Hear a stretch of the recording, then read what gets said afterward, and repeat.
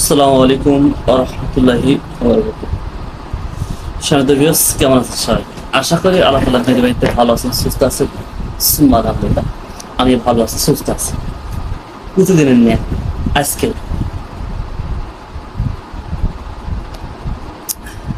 জাদুকুফরি ধ্বংস করার জন্য আজকে যে পর্বে আসতেছে মাতার খুলি। এই দেখবেন যারা তান্ত্রিক রয়েছে, যারা হচ্ছে সাধক রয়েছে, এই সাধকেরা কি করে, যারা তন্ত্র মন্ত্র আপনার হচ্ছে সাধন করে, এনারা দেখবেন মাথার খুলি দিয়ে তো আপনার মানুষকে জাদু করতে পারে। এবং এই মাথার খুলি অনেক সময় পুঁতে রাখে, কিংবা অনেক সময় মাথার খুলি কবিরাজের কাছেই থাকে। তবে ওখানে আপনার হচ্ছে নিকৃষ্ট খারাপ জিনগুলোকে ওখানে হচ্ছে ওটার মাধ্যমে ওই মাথার খুলির মাধ্যমে জিন চালান করা হয়, বিশেষ করে করা হয়। আর এই মাথার খুলির কিন্তু কাজ অনেক অনেক হয়। যারা তান্ত্রিক রয়েছে এই মাথার খুলি দিয়ে অনেক অনেক কাজ করতে পারে, ভয়াবহ কাজ করতে পারে। এই জন্য তো অনেকের পাগল হয়ে যাচ্ছে, যাদের মাথায় এই মাথার খুলির মাধ্যমে। মনে রাখবেন যে তান্ত্রিক মাথার খুলি, দেখবেন যে মৃত মানুষের যে মাথার খুলি কঙ্কালগুলো, ওগুলোতে যখন জাদু করবে, বিশেষ করে এই ব্যক্তিটা পাগল হয়ে যায়, মাথায় প্রচন্ড আঘাত আনে, মনে হয় যে প্রেক ঢুকাচ্ছে, এরকম মাঝে মধ্যে মনে হয়।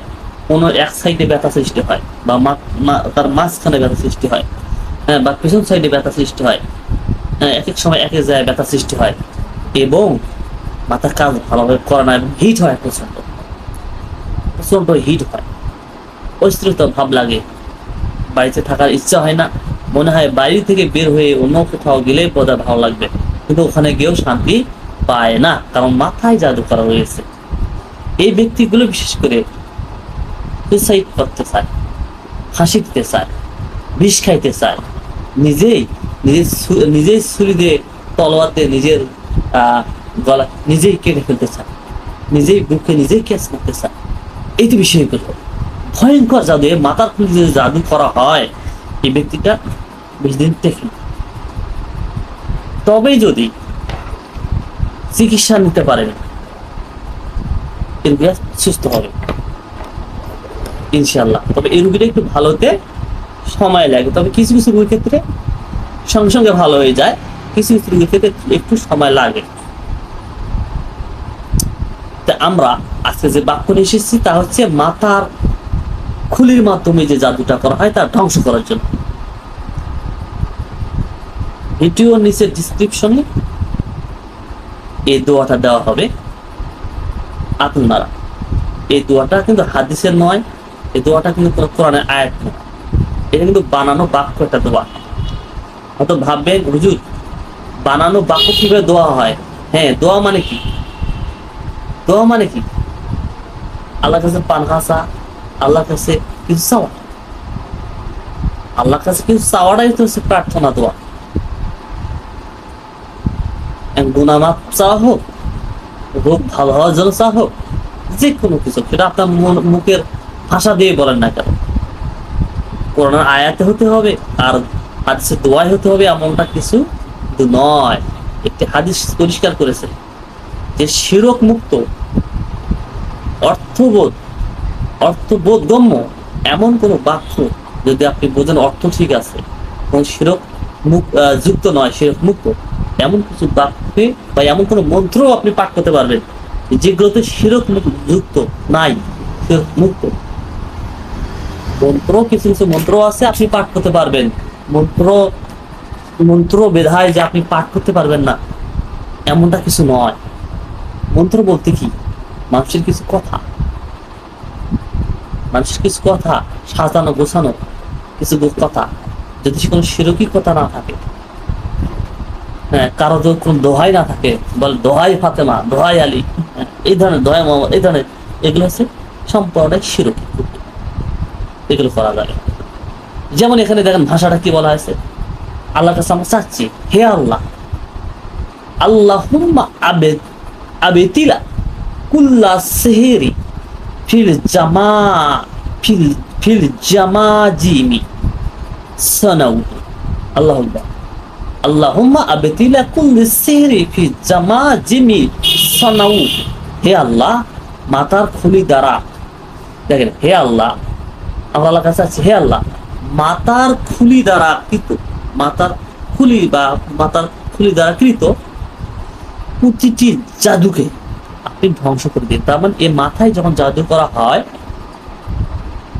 ব্রেনটে অনেক আঘাত হয়। আর এই ব্রেনটে আঘাত হানার কারণে বাড়িতে কার সাথে বয়না হট মেজাজ সৃষ্টি হয়, ব্যক্তিকে রাগান্বিত হয়, কিংবা মাথার ভিতর কোনো তান্ত্রিক জাদুকর জিনকে ঢুকানো হয় এই মাথার খুলির মাধ্যমে। অনেক সময় এই মাথার খুলি কারো বাসায় পোতা হয়, কিংবা শ্মশানে পোতা হয়, কিংবা কবরে পোতা হয়। আর এই মাথার খুলিগুলো সংগ্রহ করে শনিবার মঙ্গলবারে যে মানুষগুলো মারা যায়, এই লাশগুলোর এই মাথার খুলিগুলো সংগ্রহ করে এবং 3 দিনের মধ্যে সংগ্রহ করে। তারা যে ব্যক্তি মারা গেলে 3 দিনের মধ্যেই এই মাথাটা সংগ্রহ করে তারা কেটে নিয়ে আসে।